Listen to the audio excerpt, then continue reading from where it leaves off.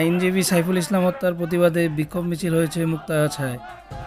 আজ দুপুরে মুক্তাগাছা বড় মসজিদের সামনে থেকে বিক্ষোভ মিছিল বের করেন মুক্তাগাছার তৌহিদি জনতা। এরপর নগরীর বিভিন্ন সড়ক ঘুরে আবার একই জায়গায় এসে মোনাজাতের মাধ্যমে শেষ হয় মিছিলটি।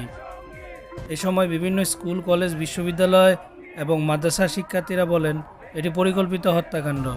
ইসকন এমন একটা সংগঠন যে কিনা নিজের জাতীয় ভাইয়ের সাথে গাদ্দারি করেছে। শুধুমাত্র আলেম ওলামায়ে কেরাম দেশ ও ইসলামকে রক্ষা করবে বলে কথা নয়।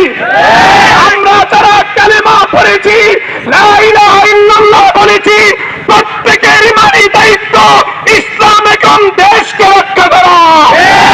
ইসকনকে নিষিদ্ধ এবং জড়িতদের দ্রুত আইনের আওতায় এনে দৃষ্টান্তমূলক শাস্তির দাবি জানান সাধারণ তৌহিদি জনতা।